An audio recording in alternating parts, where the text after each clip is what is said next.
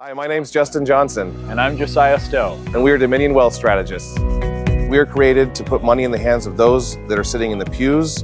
From budgeting to estate planning, savings accounts, retirement planning, life insurance, and a heck of a lot more here at Dominion. That means that you are leaving an inheritance that passes multiple generations because that is the legacy. It's part of our mission. All of Christ for all of life. And all of finance for Christendom. We're talking the far right with Cory Wing and Parker Brown. Stick around.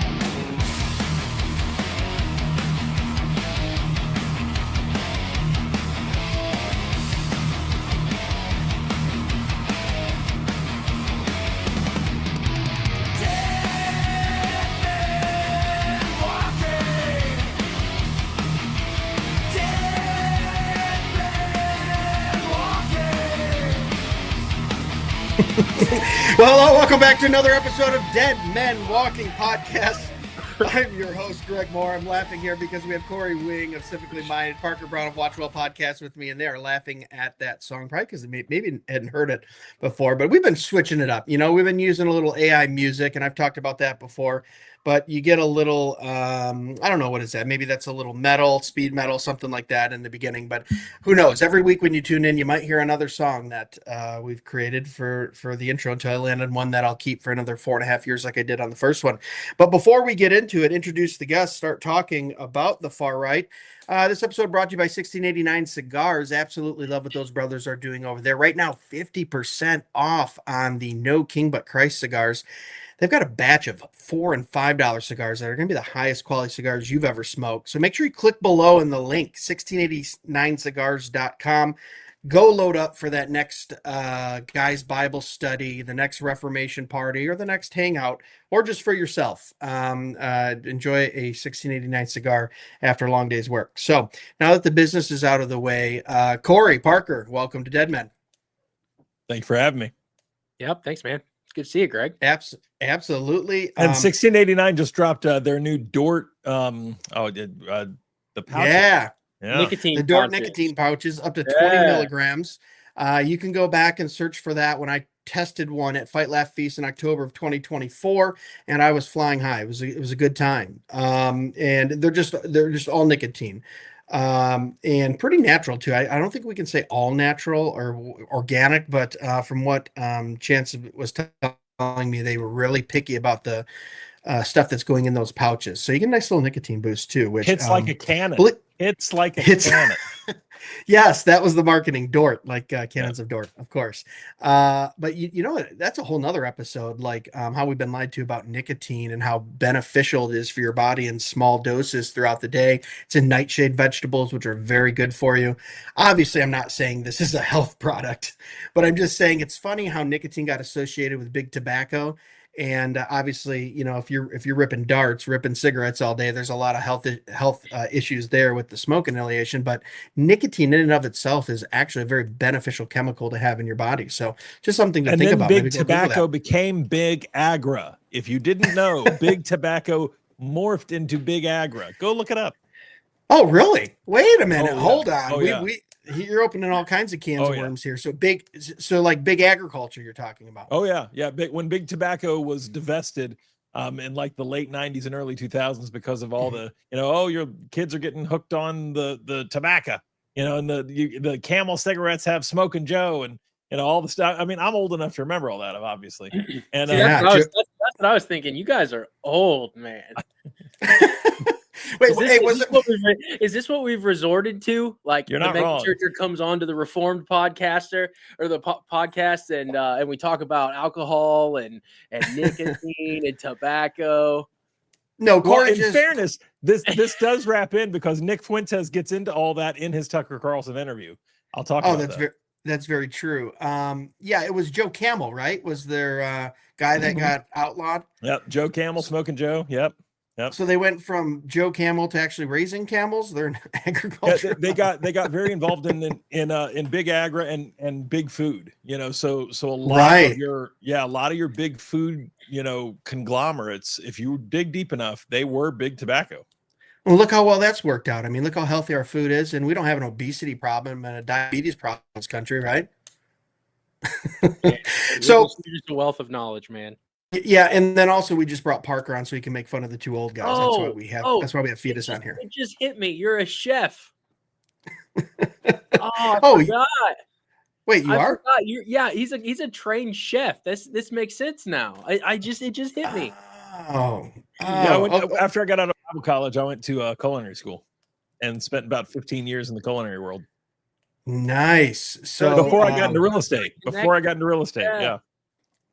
That's awesome. Man of many talents. Yeah.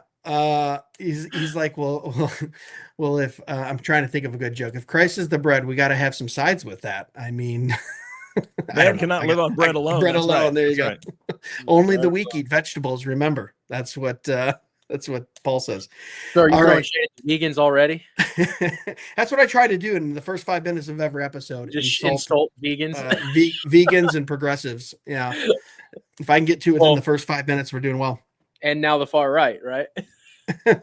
I have no problem insulting them either, because it's filled with a lot of morons. But I think that's what we're going to get into tonight a little bit. But of course, Cory Wing, Civically Minded podcast. Click on the link in the description below. Make sure you go and listen into him. Parker, obviously, Watchwell, been on both podcasts. They've been on mine. Absolutely love what both those guys are doing. Very different things. But maybe both of you guys, for anyone who doesn't know you, give us a 30-second flyover of what you're doing on the podcast, each of you. Cory, what's yours is about?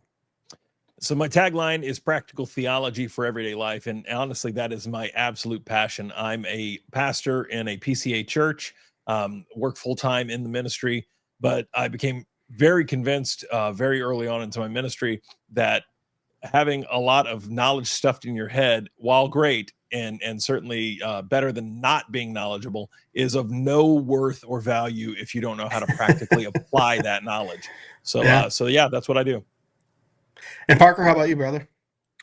So I'm the host of the Watchwell podcast, and we decode meaning, morality, and theology in film. So we can help viewers learn to think biblically about the stories shaping our modern cultures. That's great stuff. And I have to say, probably wearing one of the coolest t-shirts tonight on the podcast I've ever seen. I had to represent, man. Dead Man Walking. A little shameless self-promotion there.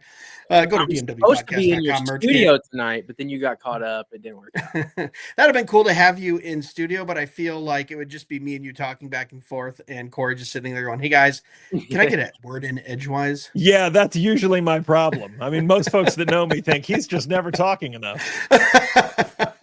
Right. So here's the thing. So I did a solo podcast last week that got a little bit of traction and a lot of comments, and just kind of reviewed the Tucker Carlson and Nick Fuentes interview, a little bit of the Ben Shapiro review of that, and then just for good fun, sprinkled in some Joel Webbon and some of his Twitter. Well, I still call it Twitter, but X posts that I find a little bit annoying. I think I compared him to Tim Keller a little bit in the way of saying something kind of inflammatory and vague and being able to back off it if you need to, which I've never really liked that. I kind of say exactly what you mean and stick to it. But I mean, look, I'm friendly with Joel and we text back and forth, so he knows my criticisms. But I got a lot of comments, more than I thought, that some of them were very funny. Well, what my favorite was, this is a MediaCore podcast, MEH, meh. And I went, well, I like that. You know what I mean? He didn't say, you're an absolute idiot, or this is great. He went, this is middle of the road. I'm not interested. And I was like, I can take that criticism. But it really got me thinking about how fast and how quick the far right really has taken hold, not only within Reformed Christian circles, but I talk to young men in evangelical Christian circles that are talking about these things. And I've noticed that it's not necessarily denominational, this kind of movement, but it's almost generational, to where most of the guys that are fired up about this are probably under the age of 30, maybe mid 30s at most. Really quick, Parker, how old are you though, just so we know? 33 in a week.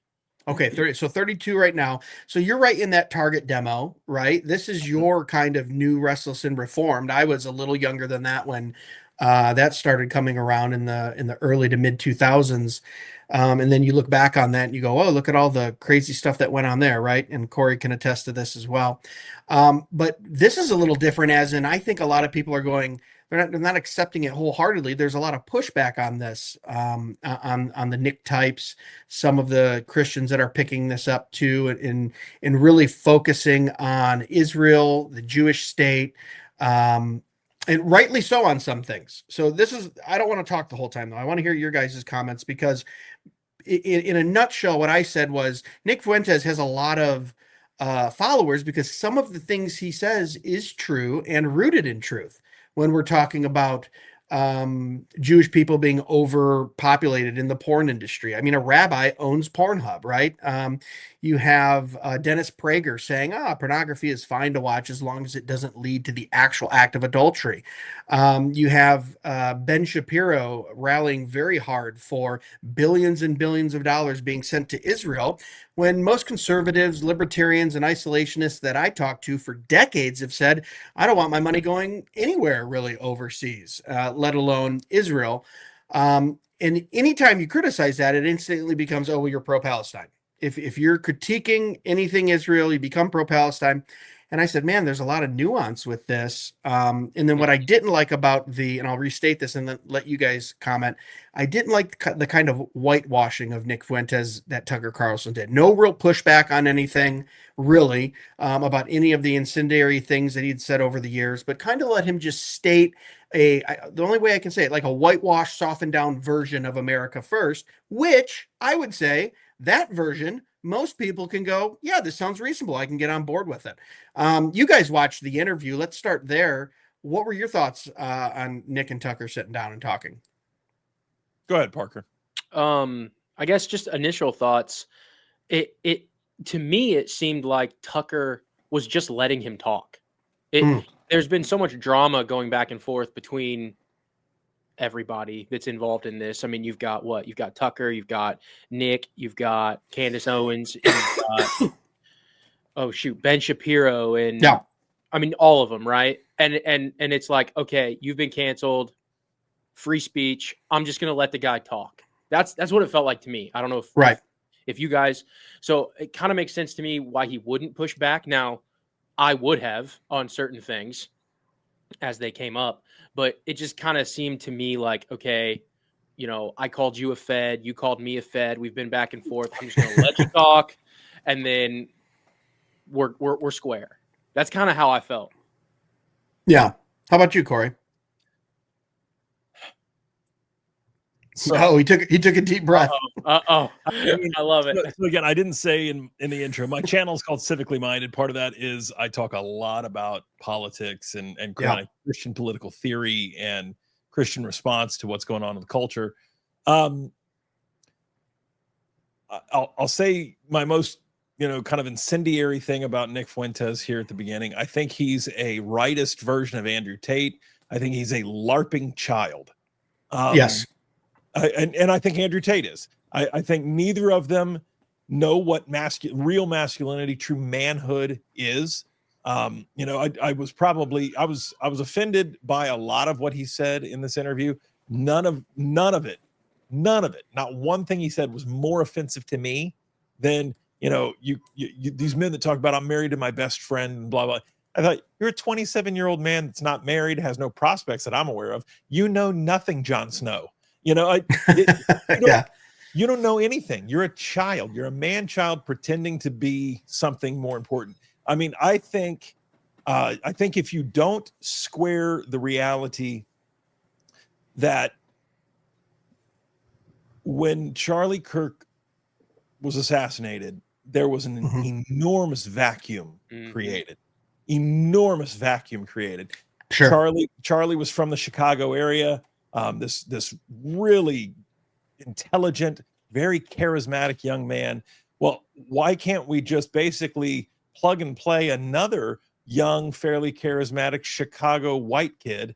Because what's cooler than a young white conservative from a Democrat bastion like Chicago? Sure. So, I mean, because when Charlie Kirk died, he was worth roughly $12 million. TPUSA took in $85 million Did I say billion? 12 million, pardon me, $12 million at the time of his death.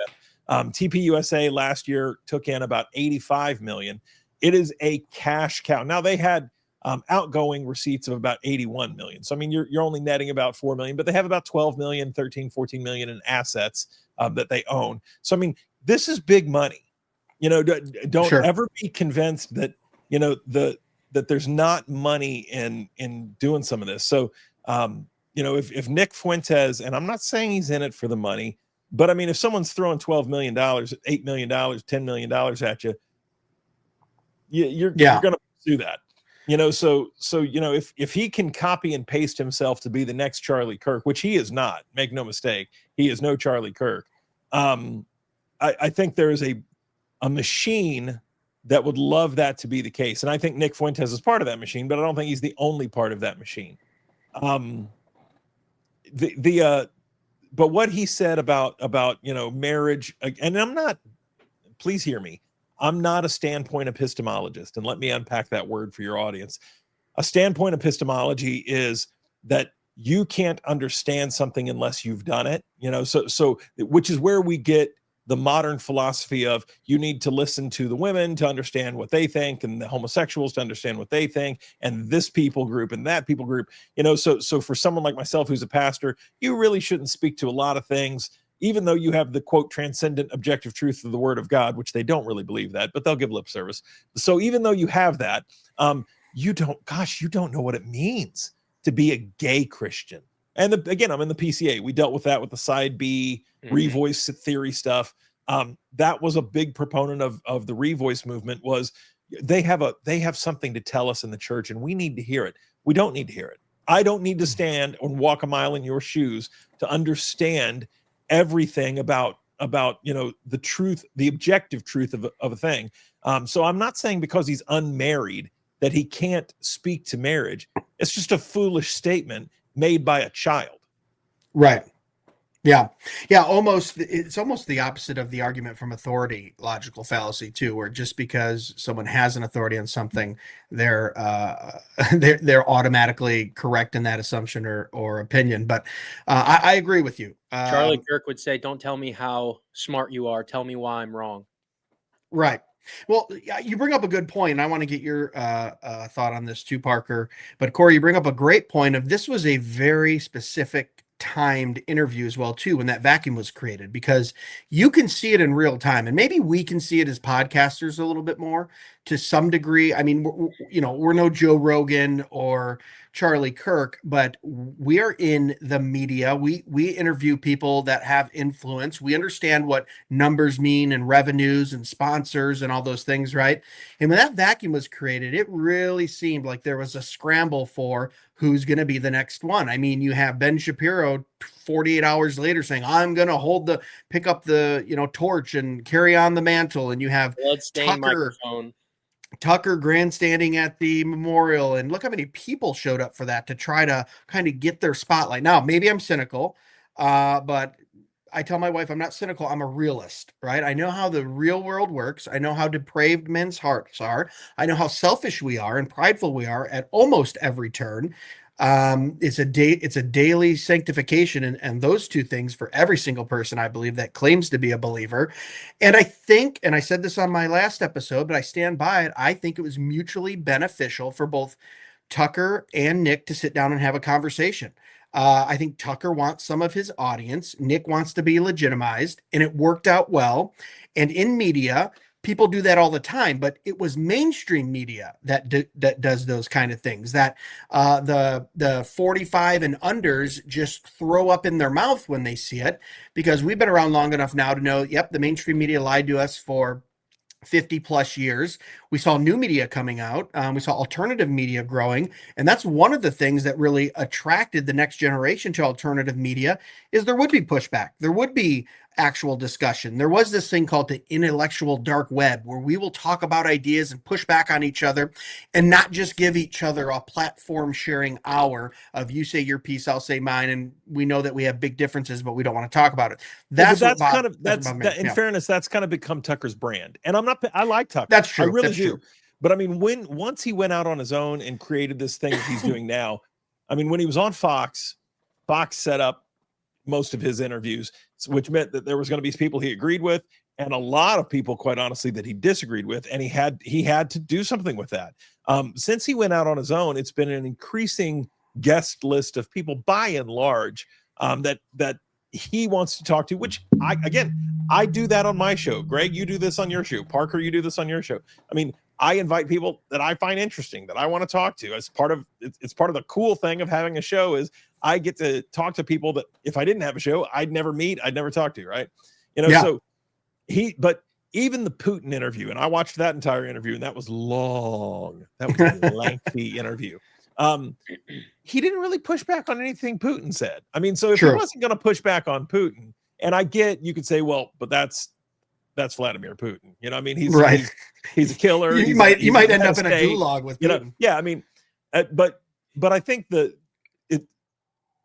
you can see a trend. You know, he really does let people come on and kind of speak. And again, for us as Christians, that's been good because Doug Wilson and others, have been able to come onto his program now and do the same thing. So when it works for us, it's great. So far be it from me to say, it should only be when it's Doug Wilson or Andrew Isker or, no, if that's his brand now, so be it. He pushed back a little bit on the marriage thing. It's the only thing, and I watched the whole interview. It's the only thing that I really recall, and maybe I'm misrepresenting something that I'm forgetting, but he pushed back on the whole marriage thing because, again, at 56 years old and married with kids, he went, wait a second. My wife and I get along great, and yes, I'm in charge, and yes, the patriarch. But the problem, and maybe I'm skipping ahead. The problem with the far right, the far left, both the polar opposites that really aren't opposites, they're just polar, is that everything they talk about, they want to talk about in absolutes. They have no nuance. You brought up that word earlier. These are not individuals that live in any kind of a world of nuance. Yeah, Parker. Yeah, I think about the platforming thing all the time. I think that it's less complicated than it really needs to be. I think if you are having an honest conversation and a topic gets brought up, you're going to push back and you're going to really pressure test ideas. And I sometimes I wonder if Tucker is trying to because from what I'm younger, right? So like when I used to watch Tucker on Fox, he would go after people. I mean, he was ruthless. Mm-hmm. And this new kind of brand, to your point, Corey, it's almost like he's trying to do his own version of like the Joe Rogan thing. Now I know Joe Rogan will push on people too, but it's more like a cordial type of easy listening to conversation, interviewing people just to not, I mean, I think he even said this in the interview where he was talking about how Nick is very clip heavy, where a lot of his views are just, you kind of decide based off of a short little clip that you've seen. And he really just wanted Nick to lay it all out and so that he could kind of hear it from the horse's mouth. And I think that that's healthy to some degree, but like I said before, I wish I would have seen a little bit of the old Tucker, maybe not the entire episode, but yeah, push on things that need to be pushed in terms of worldview, and we definitely didn't see that. So yeah, so what I'm hearing from both of you is kind of my point. So in one aspect, we have Tucker saying, "Well, I bring on interesting people. I want to talk about interesting things." And then you're saying, I wish there was a little more old Tucker, which would push back. And I would say, Corey, to your point, you don't get to pose as someone who's going in and fighting a culture war and then just allow someone to kind of state their culture without any prodding, poking. I don't even say if you have to agree or disagree, but there was very little when he brings up, because even if you watch the Doug Wilson interview with Tucker, he goes, Christian nationalism, how does that work? Well, what would you do in this situation? Well, why? He's asking all these questions and really making Doug defend his position. And with Nick, I would have said, well, that time on your show, and you said, anyone who's not America First, that is essentially promoting pornography and promoting immigration, including all Jews in the United States, should be rounded up and killed. How does that work? What did you mean by that? Like that, to me, I think that would be the responsibility of Tucker to then go out and say, yeah, this is what I do. I talk to interesting people and we have that interesting conversation. Instead, it was a platform to kind of smooth over the edges of Nick Fuentes and not really push at that. And I think it was because, and this is just, like I said, this is just my theory, is it was mutually beneficial for both of them. And there's nothing more that annoys me and just really gets me sick to my stomach when it feels like I'm watching something and I'm being played and I'm being part of the system that is to the advantage of the people on the video. I tend to be attracted to and kind of lean towards almost I'm sitting in on a conversation that maybe I shouldn't be in. Right. And I'm getting some really good information here, really good questions being asked, answers that are maybe different than most other people's perspectives. I would have preferred that more. I'm not saying I would have agreed with Nick on his responses, but I would have respected Tucker more and respected Nick more. Because if you go look at clips that Nick has put up over the last 10 years, some of them are absolutely horrendous if you are someone who claims to follow Christ. But now we have some within the Christian community kind of coming to his defense after this Tucker Carlson interview, and kind of throwing out those harsh things and just focusing on kind of maybe the things they align on, right? Which, okay. I talk to a lot of pro-lifers that are not Catholic, but they'll lock arms with Catholics and go write pro-life bills and abolitionist bills and things like that. I understand that. But for me, you're playing with dangerous fire there when if you're a believer, and you're platforming a guy like that, and Tucker says he is a Christian, and you're platforming a guy like that, it's your responsibility to ask those tough questions and go, well, what do you mean here? Because this is what I believe. Well, we have again, I was about to say good examples. They're examples, good or bad. We have examples even on the right. I mean, the left is full of examples of people who have the brass to say what they mean and stand by it. Yeah. But I mean, we've got that with Infowars. I can't think of his name all of a sudden. Alex Jones. Yeah, Alex Jones. Yeah, we've got that with Alex Jones. We have that with that hurts. We have that with Alex. The CIA's making the frogs gay. Yeah.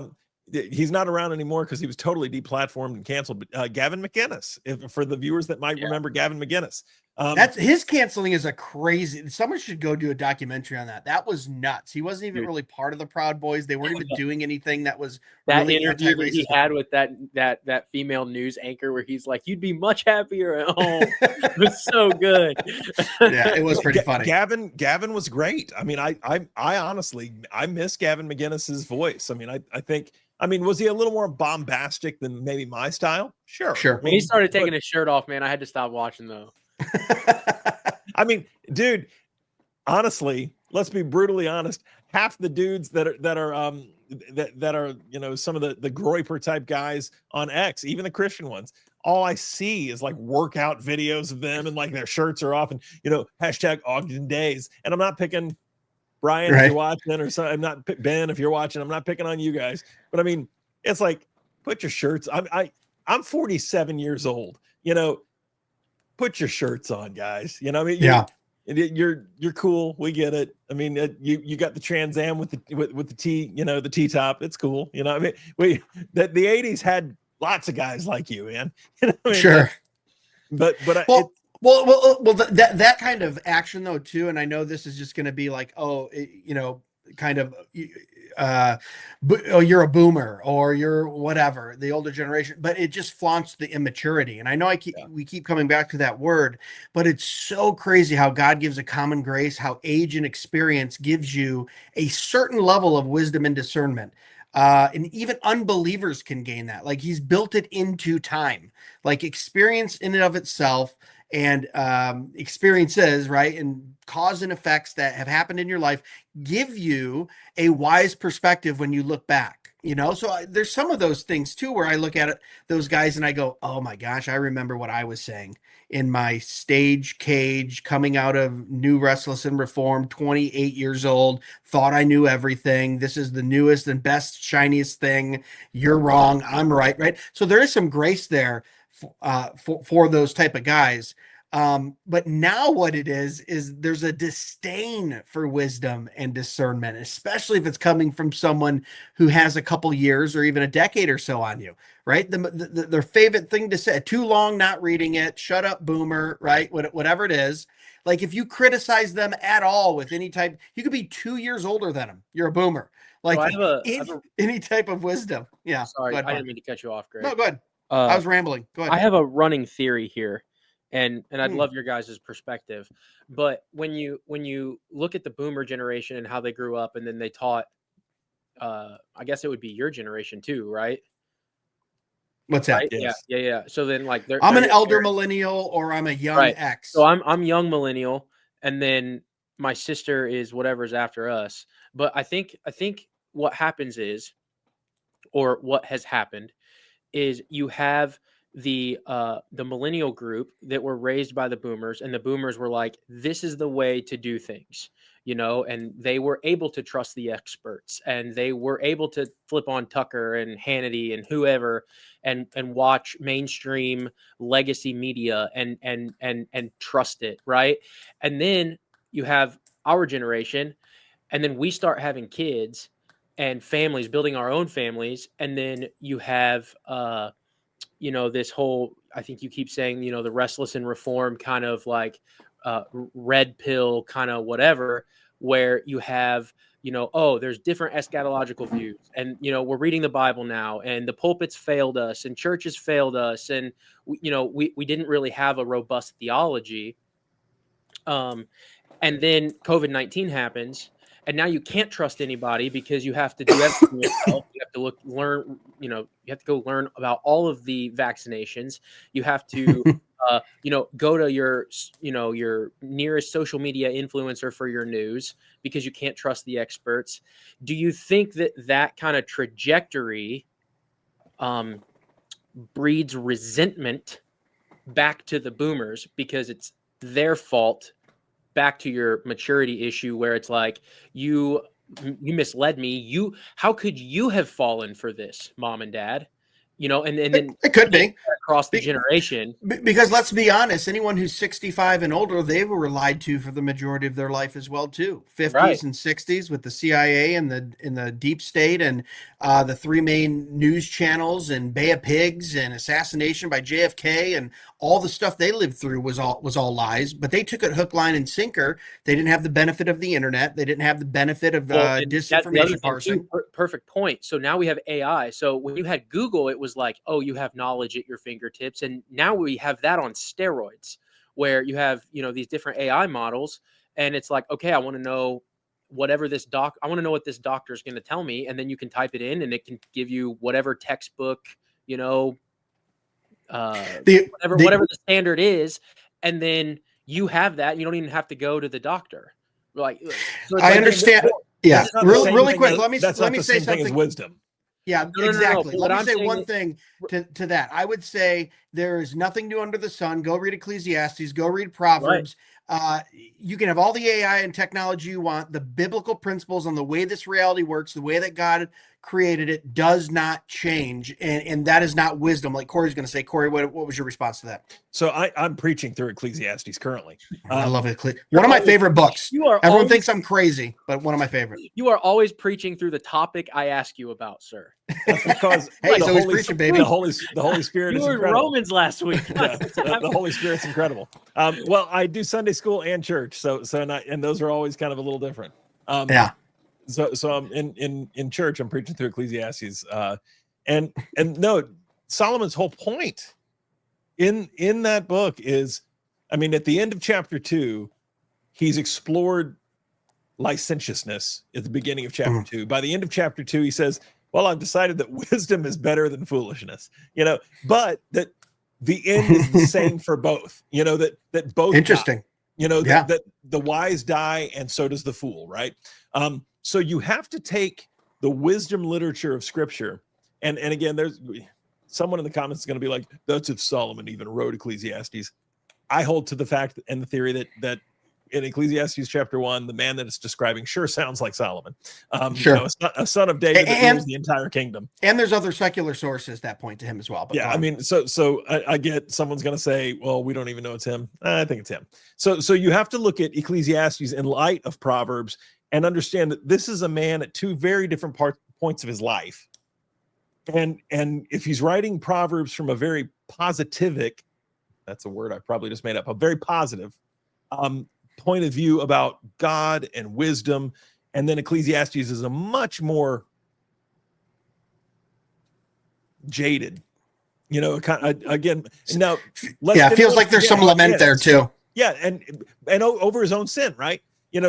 Lest anyone forget how that book ends in chapter 12. The very last verses are the end at the end of the matter. He's told you his whole autobiography. At the end of the matter, fear God and keep his commandments. That's how the book of Ecclesiastes ends. So he ends on this very majestic note of, guys, I tried it all, and let me save you the time. Let me give you what we would call hashtag spoiler alert. Let me give you the spoiler alert. Fear God and keep his commandments. That's the good stuff of life. So he really does at the end get back to his Proverbs style advice. Sure. But it's you have to kind of bookend those two pieces of literature together. And what I'm seeing on the far right is, and you just said this, Greg, and it's true, it's too long. Well, brother, if my 3-paragraph tweet is too long, what in Scripture are you reading? Right. Because the 66 book encyclopedia that is the Bible is pretty lengthy. So if you don't have the time to read a 3-paragraph tweet by someone who's walked a little more life experience than you have, then don't come at me like you're actually studying the Word of God. I don't believe you. I think you're lying. Yeah. And Parker, I just want to say, I was also agreeing with you too. I didn't want to think I was shooting down your idea. I do think that the the boomer generation, as they say, as they call it, is responsible for part of our economic crisis as well too. And I think they were very selfish and greedy in their youth, and that was their sin, right? We might be talking about an immaturity or naive. What's the word for naive? Naivete. Okay. Yeah. Of the younger generation, but I would say the boomers in the 50s, 60s, and early 70s were probably very selfish. All they cared about was that American dream and what can they get and how much stuff can they amass, and very materialistic. So I understand that the younger generation could be looking back up to him and going, yeah, it feels like you kind of got us here, so I don't want to listen to you.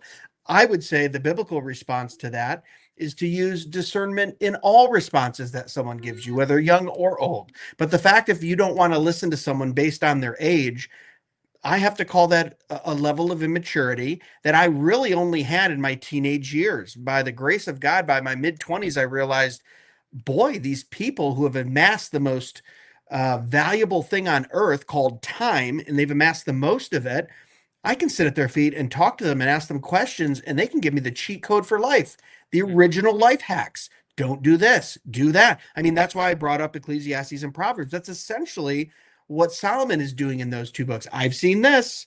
I've seen what the lazy man does. I've seen what the hard worker does. I've seen what happens when you think there's a line in the street and there isn't.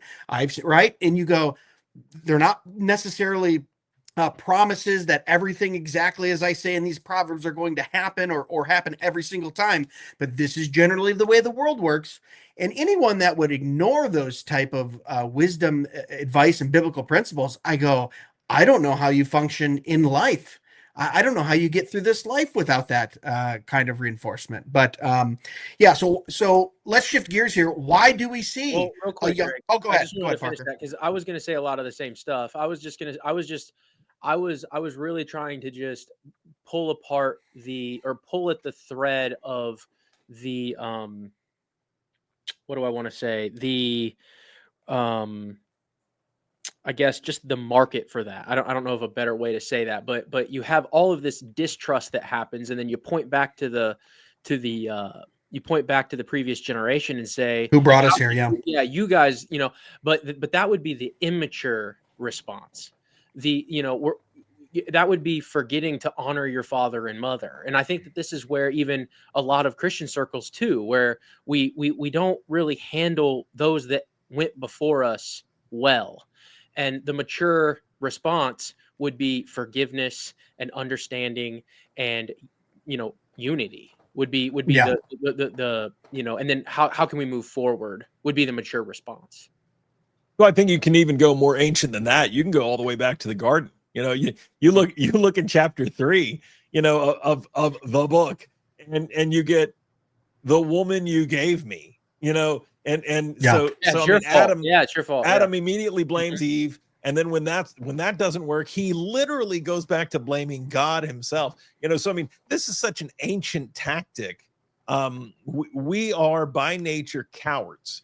And so in our cowardice to be found out, because I called him a LARPer earlier, we're all LARPers. I mean, that therein lies the human condition. Coming to Christ is to be found out. I mean, the greatest thing that can happen in an individual's life is that you get found out, is that Christ shines his bright, holy, majestic, glorious light. And that's what the scriptures say, that we are moved from darkness into his marvelous light, so that his marvelous light shines on you, exposes you for the absolute diabolical, despicable filth that you are, and then brings you into the kingdom of Christ, washing you clean and robing you in the very righteousness of Christ, that imputed righteousness of Christ. So we spend our lives hiding and trying to lie to everyone, and most of all ourselves, about who we are, when the Bible literally says the opposite. The greatest thing that could happen is that you're found out, that you're exposed. Okay, so, and absolutely, I 100% agree and amen to that. I wanted your opinion from both of you guys on this, because I've been thinking about this a while. So in the year 2000, I think it was, a year after I graduated high school, I bought a book that, shut up, Parker.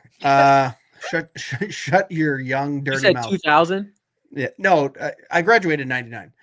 Yeah, but you said so we're going back to 2000.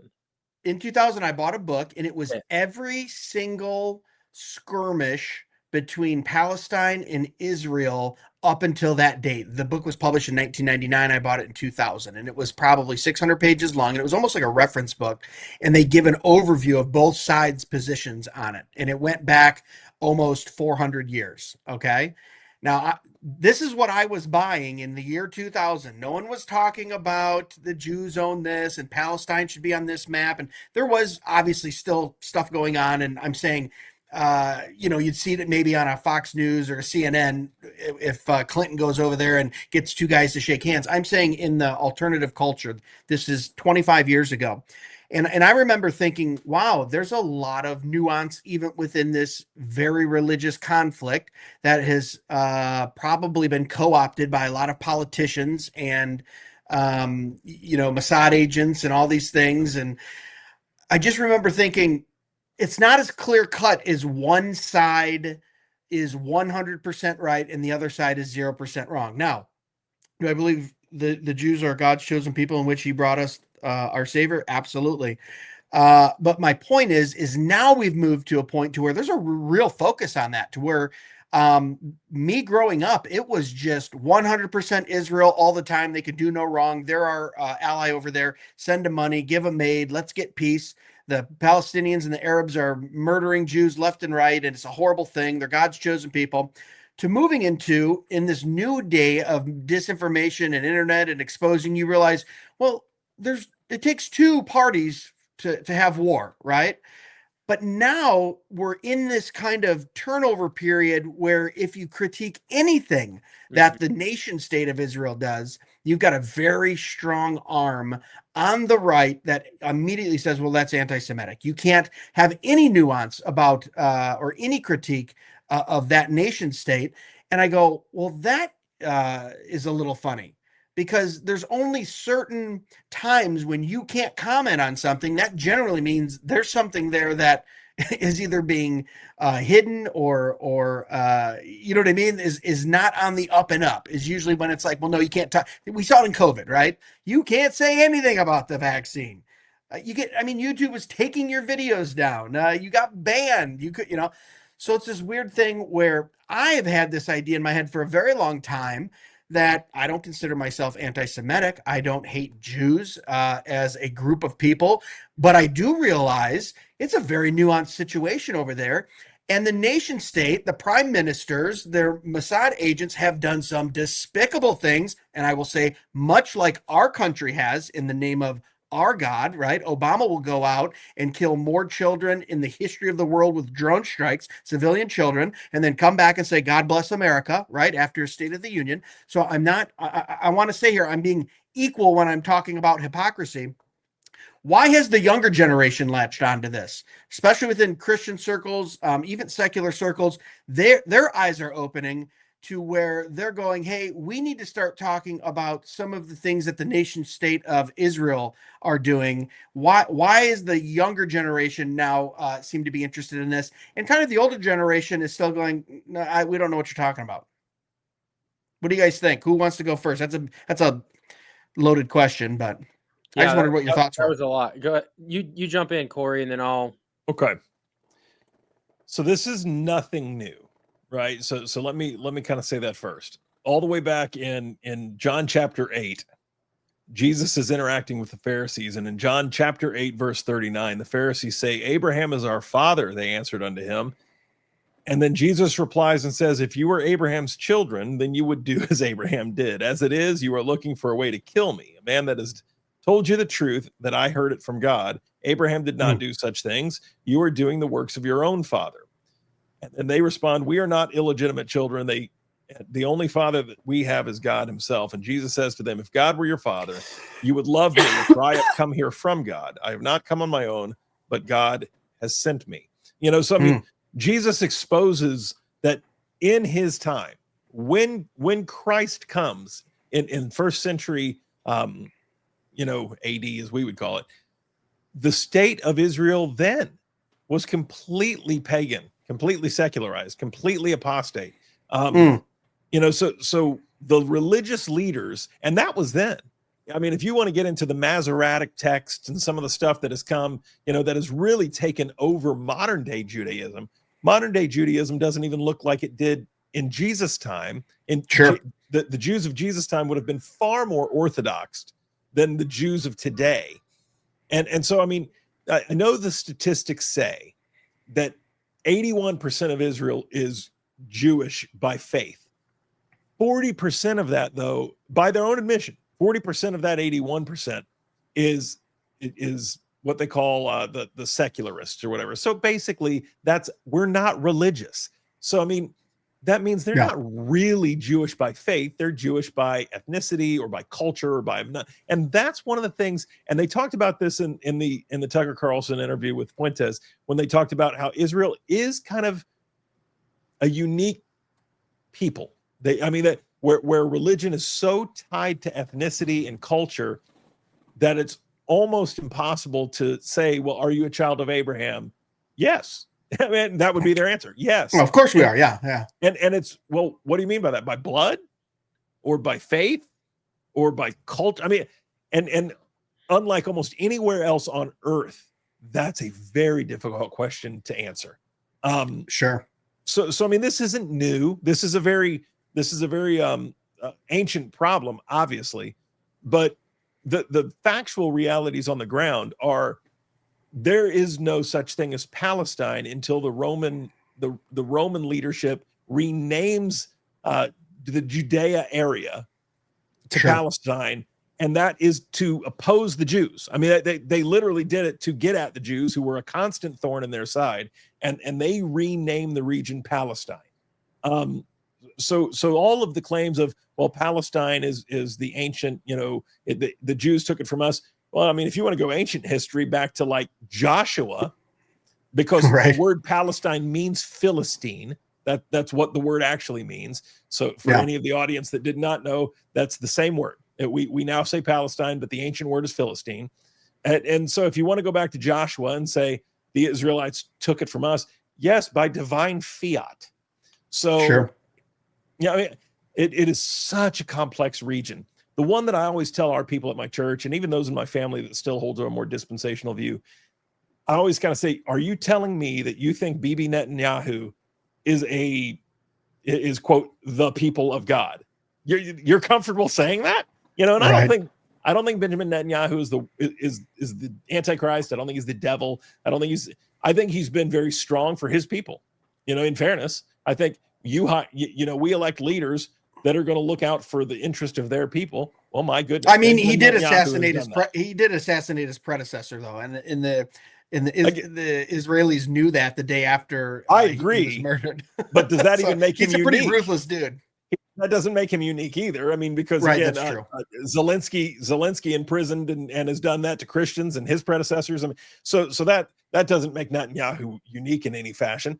So, But I mean, you cannot look at a man like that and say, this is the chosen people of God. By what standard? To quote Doug Wilson, by what standard is this guy the chosen people of God? I mean, now, yeah. I do believe that Paul clearly teaches in Romans chapter 11 that there is a future for the actual ethnic blood people of Israel. I know that makes me weird and unique in the Reformed world, and especially maybe in Presbyterian circles.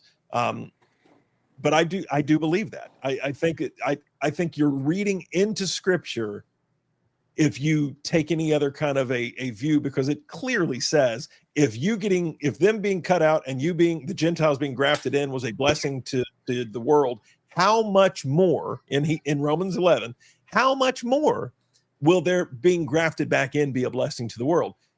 So I mean, it's clear that Paul, who says he would literally go to hell if all the Jews could be saved, Paul says, I would go to hell and experience eternal damnation for my kinsmen by blood. That's Jews. Jesus says to Jerusalem, oh, how I would have, wrapped my arms around you like a mother hen. I mean, so to totally become anti-Semitic is such an anti-biblical, non-biblical position that you've checked your brain at the door if you're somehow becoming an anti-Semite. Yeah, what I'm more wondering about is how generationally the under 35s have really kind of lifted the lid on this, because I think what's driving the anti-Semitism in general is the fact that it is linked to some truth claims. Now, I don't know why we're particularly focusing on the nation state of Israel. They say, oh, the Mossad murders all these people. It's like, do you know how many people the United States murders in,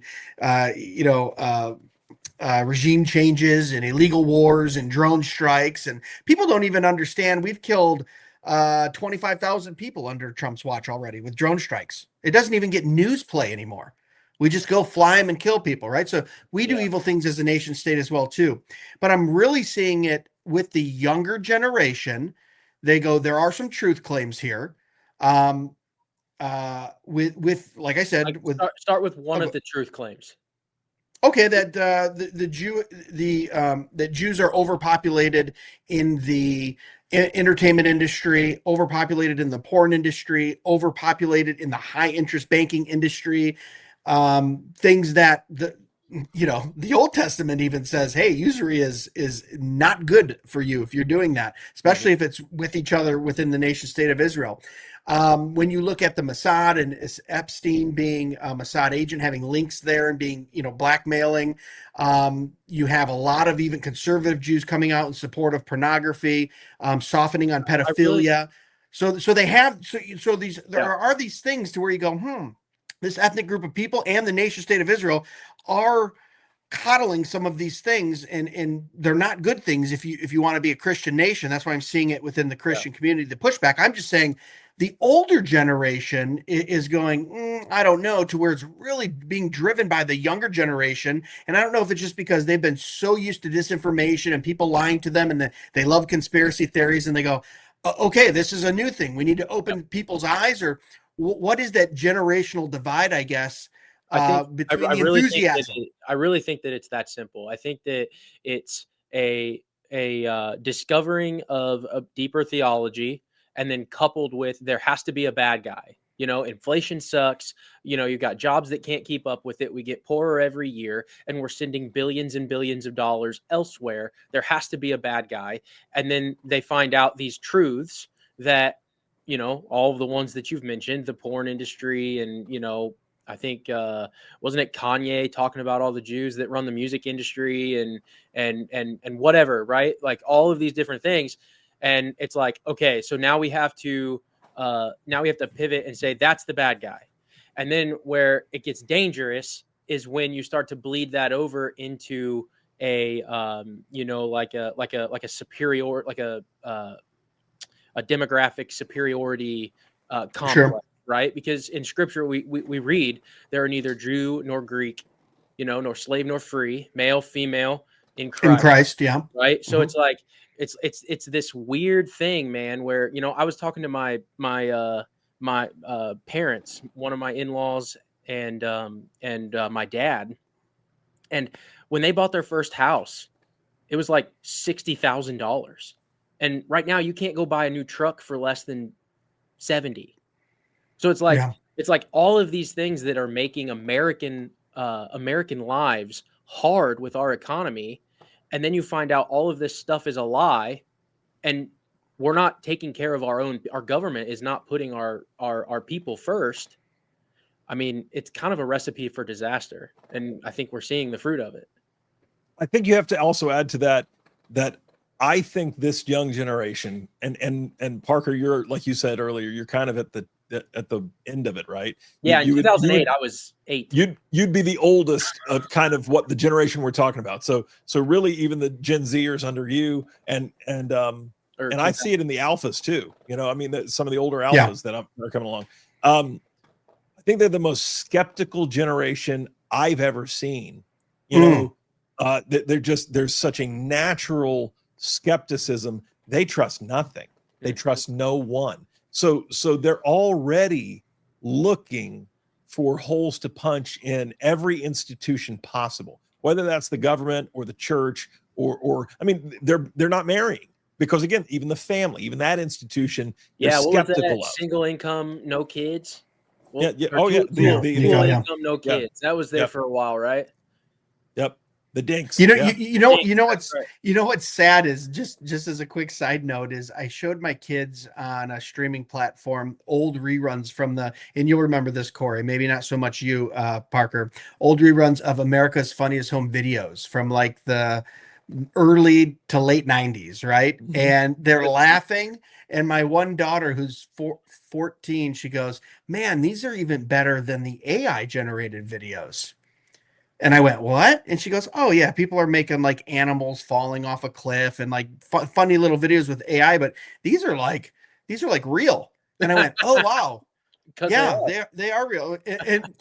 And my one son, who's 11, goes, "Are you sure these aren't AI, Dad?" And I go, "No, I was there for them. They would send them in on VHS tape. They might have been cleaned up digitally now, but it was just this thing like my kids are going to have to contend with: is it even real?" Yeah. Like they're already comparing AI generation versus reality, right? And with the mask technology, did you see? Or do you guys follow the Sean Ryan show?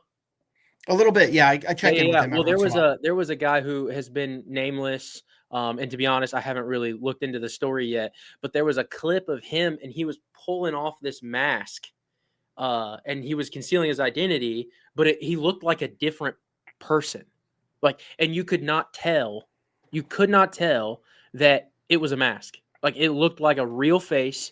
And then right. And then you start thinking like some of the stuff with Joe Biden's earlobes and all that stuff that was kind of buzzing.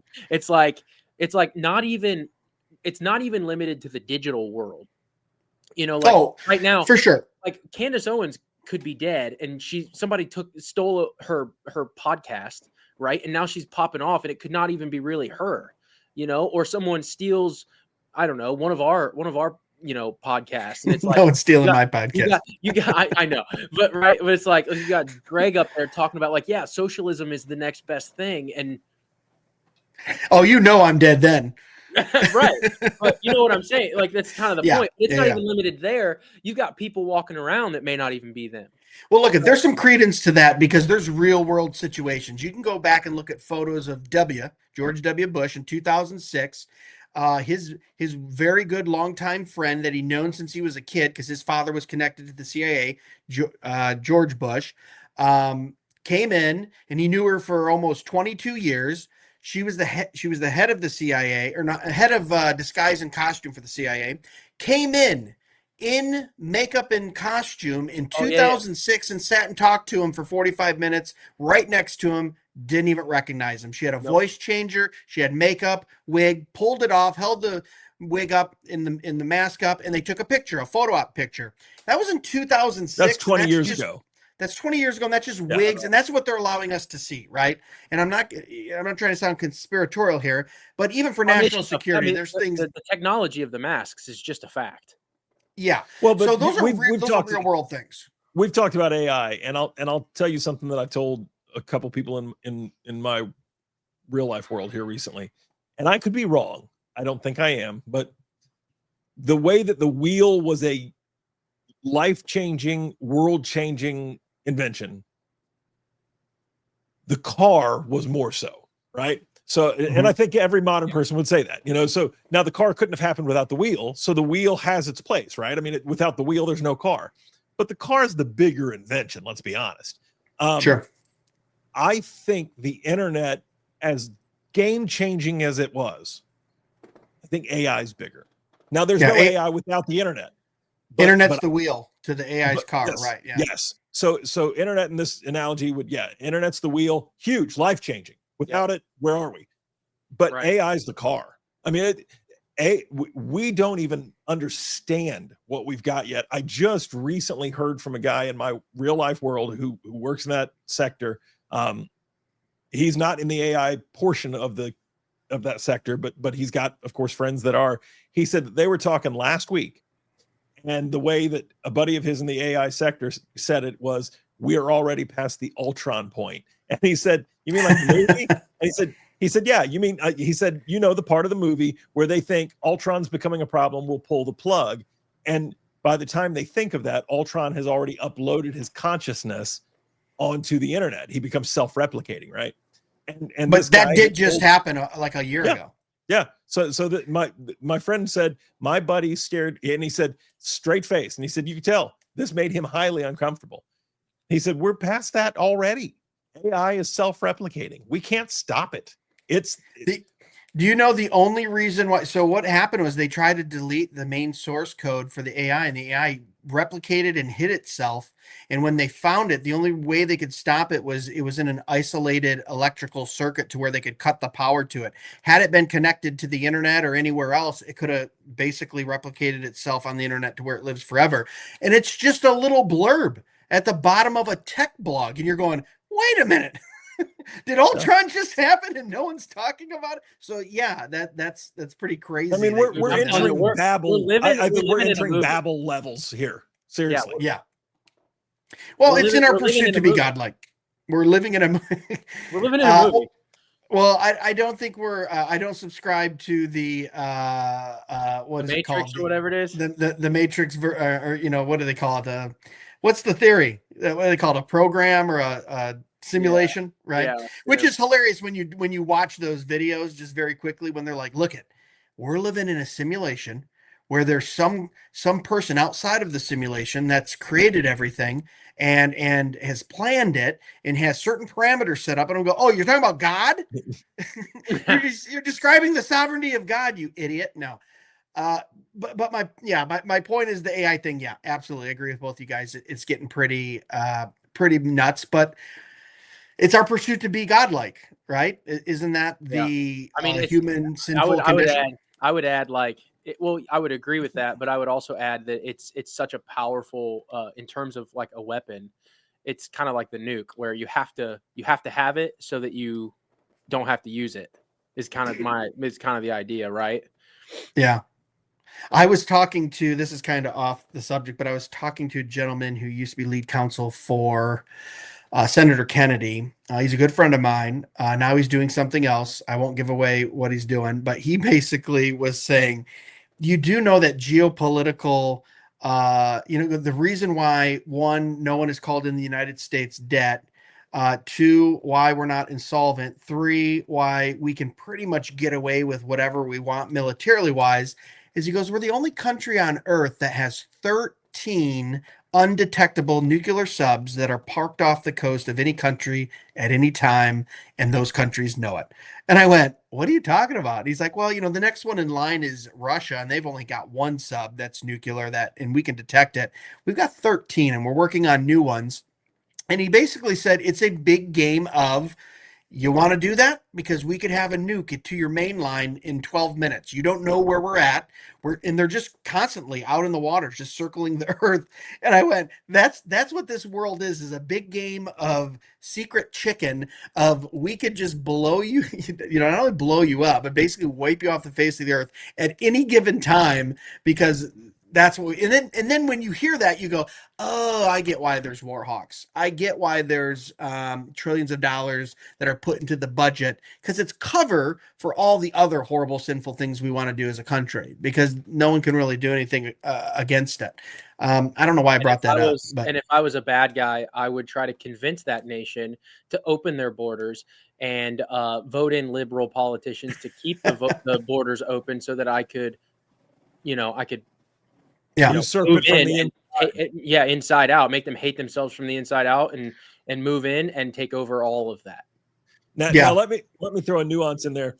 This is just the modern equivalent of what ancient leaders would do when they would, call themselves divine. I mean, because that was the nuke, right? So if you're, I think of the 300. I keep using movie references, Parker, because I love it, brother. So, you're on brand. You think of the 300, and he's a god. He's not just a king. He's not just an emperor. Xerxes. He is a god. Xerxes is a god. And so, if in my divine counsel, in my divine power, I mean, that is the nuke of the ancient world, right? So in a people that is more animistic, certainly more what's the word I'm looking for? Kind of where they're scared of every cloud and every bush. That was the way that the government controlled their people in those days. I'm a deity, so this is just the modern application of that same thing, and you've seen it played out. Now, to go to my channel, the Civic stuff, you've seen this played out in real time over the last 40 some days of the government shutdown. All of the people who tell us Christians that you're a bunch of, weirdos that worship, Sky Daddy and the spaghetti monster and all the stuff we hear, right?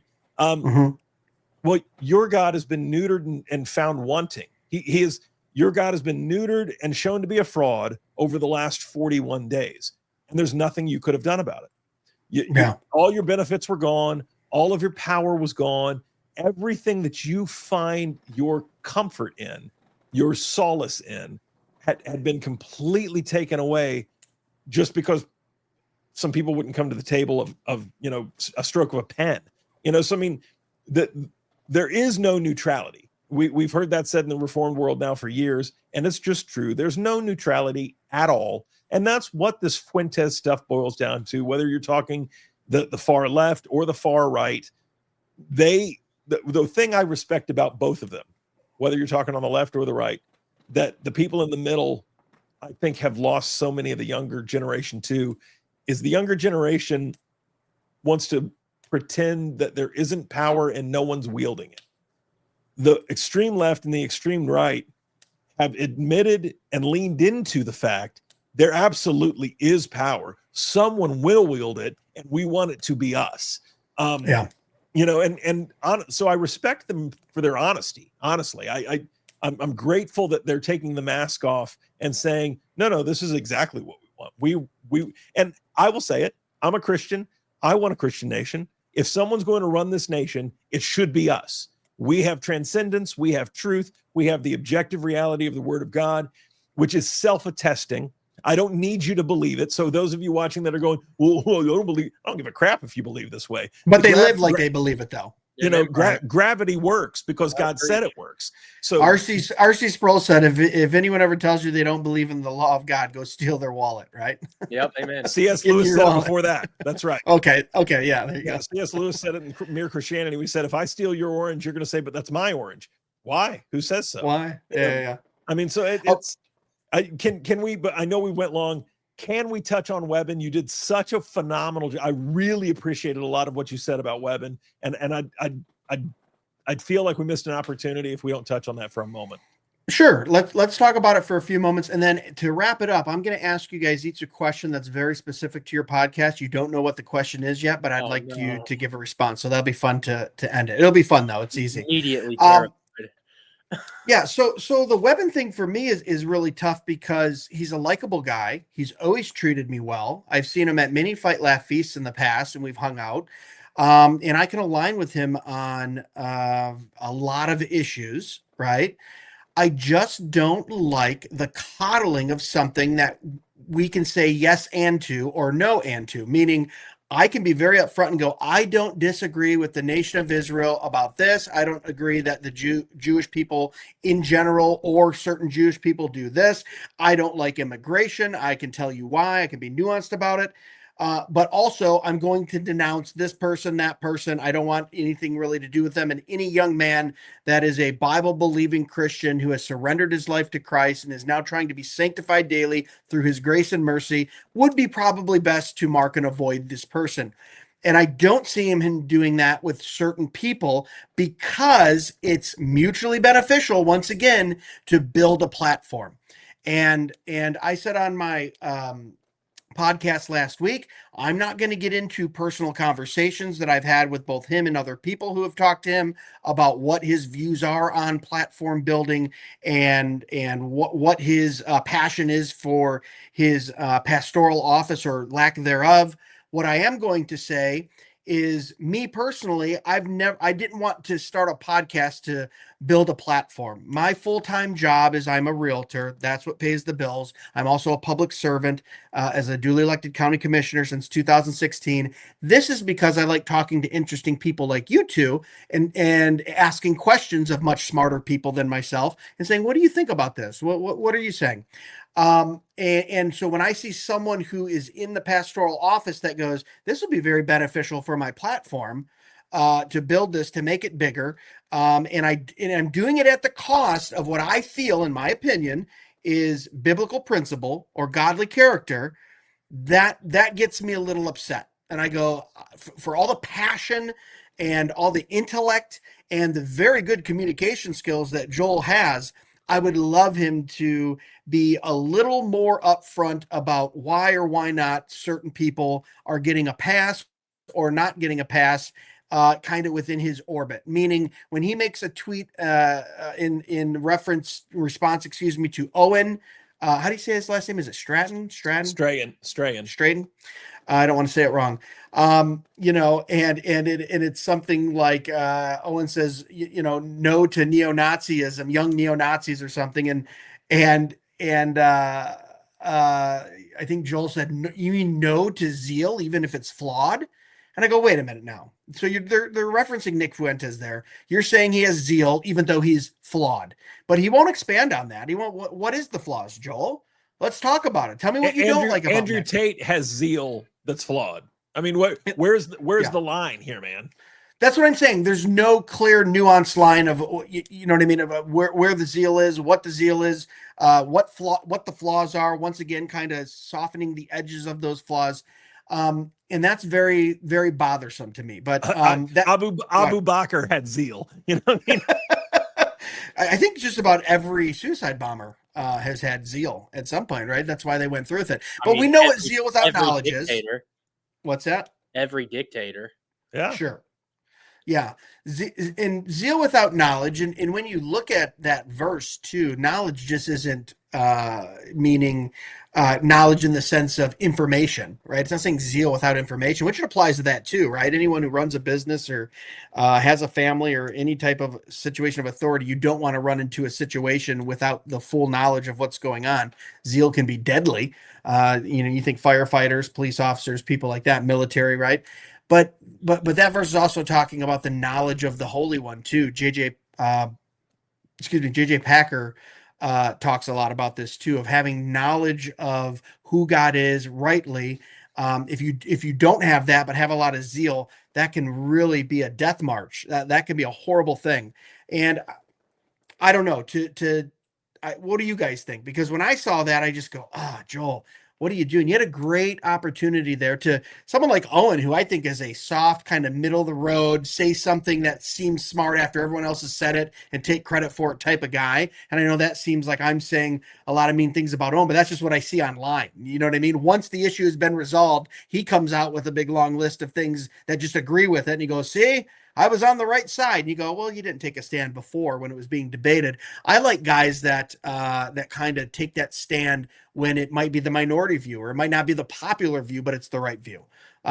What did you want to say on the Webbon thing, Cory? And then we'll switch it over to Parker if he wants. Yeah, so to your point, because I think what you just said was very intelligent. Proverbs 1:7 is very clear that the fear of the Lord is the beginning of knowledge. Beginning of knowledge. You know, so when you're quoting a verse out of the book of Proverbs, well, the context, the pivot verse of the first chapter, which really is leading, that's the whole prologue of the book, is telling you everything else that's going to be said here in the rest of this book is that the fear of the Lord is the beginning of the kind of knowledge. My son, he's writing that, you know, that's the whole context too of listen, my son. He says it again and again and again and again in the book of Proverbs, you know, and sadly his son didn't listen. His son was a jackass. Sorry, sorry people. That's my spicy take. But no, I think Joel, I used to watch Joel all the time prior to the Riemann Schneider Webbon kerfuffle, and we were all three in Dallas a year ago, and man, it was frosty at times in that convention center because there were guys on both sides of that and it was still a very fresh divide. You could cut it with a knife, man. Oh, it was tense. it was tense. And some of that was unnecessary at the time, but it did kind of, no, I disagreed with some of the stuff that Tobias did. I don't know Tobias. I don't know Joel. So let me get that out clearly. I don't know either of these men personally. I've never spoken with either of these men personally. I've observed what I've observed. Which can sometimes give you a clearer view of things.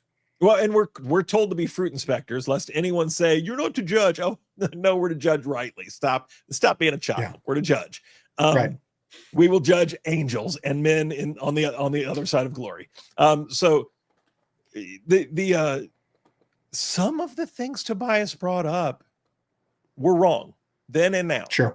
Some of the things Tobias brought up, again, if I'm just being brutally objective, in the subsequent year, I mean, from a guy that used to watch Joel, I mean, almost everything he put out, I thought he was good. But so I can say I haven't really watched much of his stuff in almost a year now.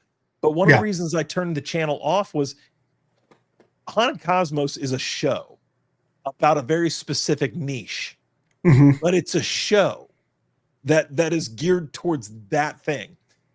Joel's thing became a lot about, like, I couldn't turn Joel on that he's not talking about like mermaids or you know, the Nephilim. And again, I believe in the Nephilim. I'm not a Sethite. I'm a supernaturalist as far as what the theological terminology that would be thrown around. I believe in all that stuff. But he's a pastor. And I can say this as a pastor. There are fringe things that yes, the Bible does talk about, and if we're going to preach the whole counsel of God, we do well to reference and talk about from time to time as well. But then there's the meat and potatoes of what it means to minister to the souls of men. And brother, it ain't that. You know, so if you want to be a pastor, and to your own admission, you've said, I'm one of our best, which I thought was an awesome quote. You know, you've said some pretty lofty things of yourself, meaning that the rest of us suck, because in context of when you said that, you said that's just because the rest of them are so weak. I guess so. So thank you for that. You know, and I've not lost sleep over that. I'm not actually butthurt that he lumps me in with everyone else. He doesn't know me either. But if you're going to say you're one of the best preachers that the Reformed world has right now, then be that, man. Yeah. You know, then use the platform. 100+ last time I looked, and I haven't looked in a long time. Last time I did look, he had over 100,000 subscribers on YouTube. That's a lot of influence. The last time I looked at the YouTube, you know, world, If you've got 100,000 or more, you are in like the top 3% of all YouTube creators in the world. You know, Sure. so I mean, you're in pretty rarefied air to have 100,000 plus people listening to your YouTube channel. Man, use that wisely. Don't get off in these bizarre tangential things. Give them Christ. They would see Christ. It is Christ who changes lives, not the Nephilim, not the mermaids, not your spicy take on Nick Fuentes and his. Give them Jesus, brother. That's my encouragement. If you see this, give them Christ. I'm not saying don't talk about other things. My podcast, I talk about a lot of stuff, but I always try to wrap that stuff back to Christ because he is the pearl of great value. Yeah, well, when Christ doesn't become enough, he's just not enough. So, you know what I mean? You're going to talk about other things. I have a bold prediction that he probably won't, within 18 months, he won't even be a pastor anymore. He'll go into full-time commentary on political issues and social issues, because I think that's where his heart truly is. When you look at any of his videos and you say, yeah, you have 100,000 plus YouTube, but at what cost? At what cost? You have to walk this weird line of placating a Nick Fuentes and kind of sending your bots out to attack people, your trolls and things like that. That whole thing that came of that video, which ended up being true. I go, just from one brother to another, and if he listens to this or hears this, I would say, what are you doing?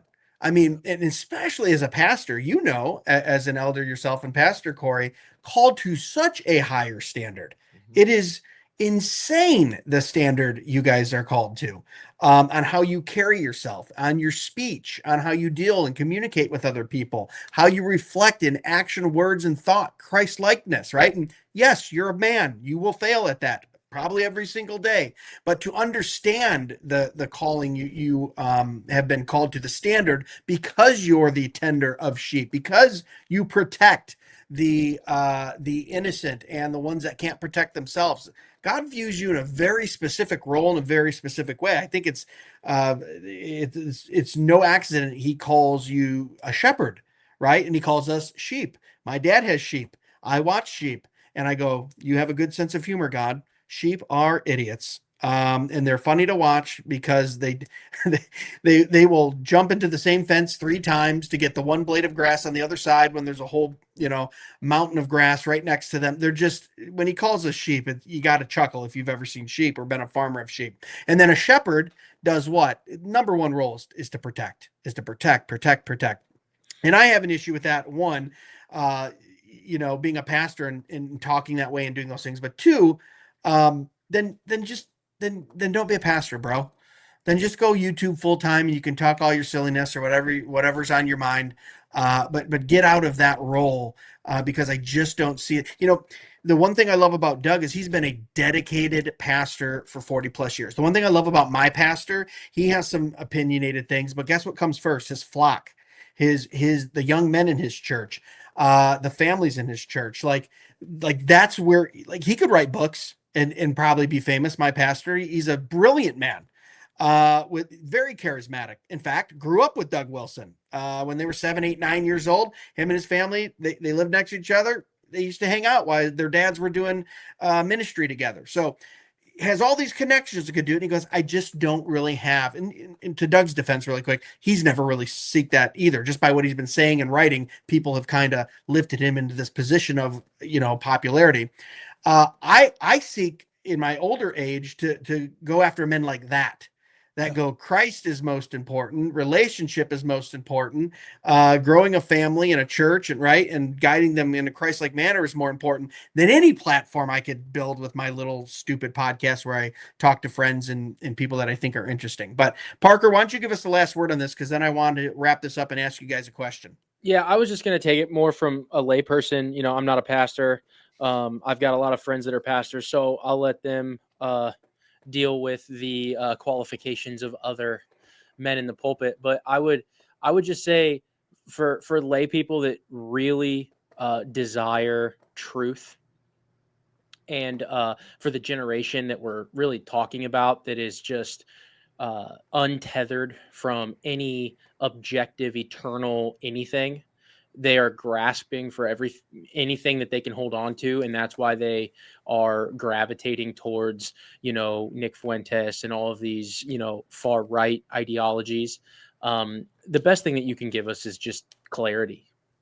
That's really what we really want, because I think we're waking up to the fact that for however many years, 10, 15, 20, 30, 40 years, pulpits have just been weak.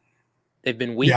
Yeah. And there's been no actual depth for us to actually sink our teeth into something that will last. So that's what I would say is, if you're relating to me, where, like me, I came out of the mega church and, was opened up to this whole theological world that I had just been missing my entire life. And that's really just what I crave now. Is I want to sit in church, and I don't want to have to guess. I just want clarity, just crystal clear truth, so that I can go home and I can lead my family well. I can treat my wife well. I can wash her with the word. I can raise my kids well, and I can I can affect the next generation that way. We don't do that by giving them less Jesus. We do that by giving them more Jesus. Yeah, Jesus is the true and better. You don't play with the recently found wolf pup while also tending to the sheep, right? Yeah, absolutely, guys. That was awesome. I want to ask you each one question in accordance to what you talk about on your podcast. Civically Minded, linked up below. Make sure you guys click through, check out Cory. Cory, what is the number one political issue that believers should be educating themselves on, whether either it's political or some type of legislative or something in that vein? What do you think that number one issue that maybe doesn't get a lot of play, but a Christian should be educated on? I think it is just strictly Christian political theory, historic Christian political theory. Much ink has been spilled and words on podcasts have been spilled in the last 3 or 4 or 5 years with Stephen Wolf's book and Doug Wilson's book, both of which I've read, both of which I've digested, and both of which I like, in fairness. But there's a PCA teaching elder by the name of James Baird, Baird, who recently put out a very small primer called King of Kings. And all he's doing is recapturing and kind of presenting a syllogism of it is the government's job, as seen in Scripture, in Romans 13 and other passages, to be the deacon of God.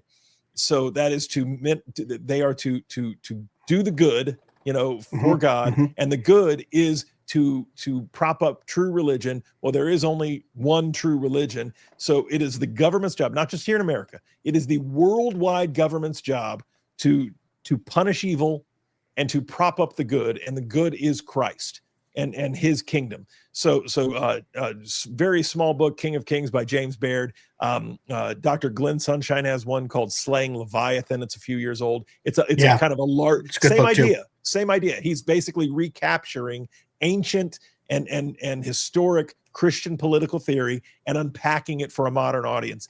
Refamiliarize yourself with Christian political theory. We don't have to rewrite it. It's there.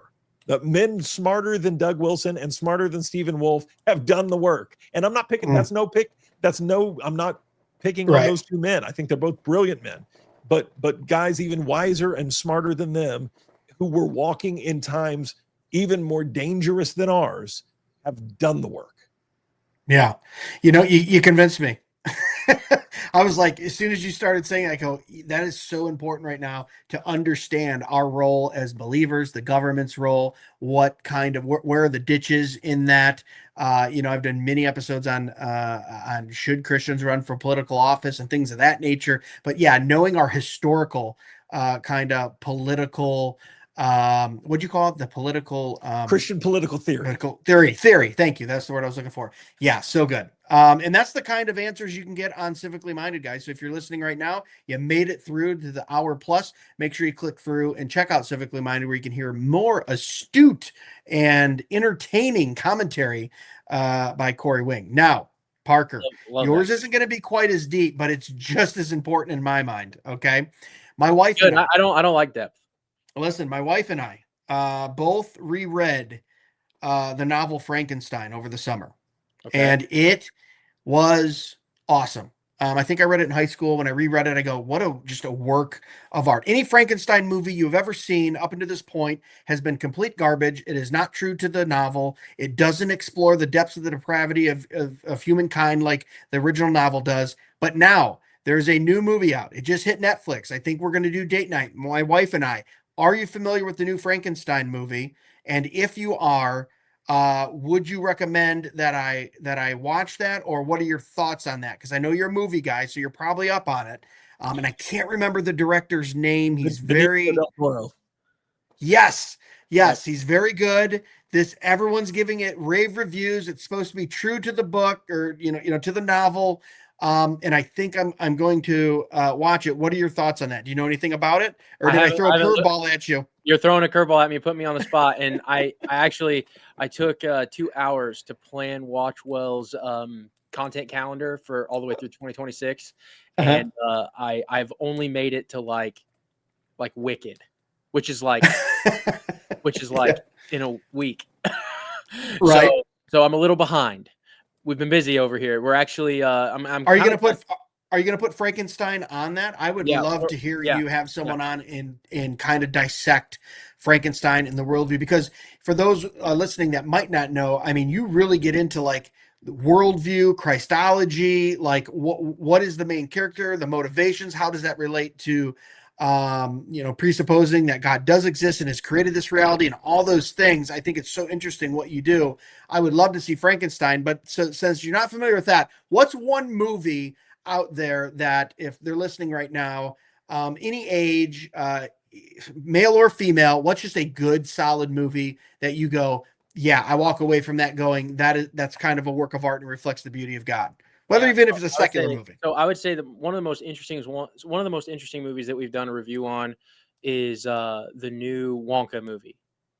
And, interesting. And the reason why I say that is because if you watch it and you know anything about church history, it's fascinating how this could happen, not by accident. So like it's hard to believe that it wasn't all of us owning a chocolate factory. Yeah, no. What are we talking about here? So it's a prequel to Willy Wonka and the Chocolate Factory. So it's called Wonka. Okay. And it's the beginning of Wonka as a boy, and he comes to this. You have this town, and you have the chocolatiers. There's three or four main chocolatiers in this area, and they're in cahoots with the it's the Catholic Church, right?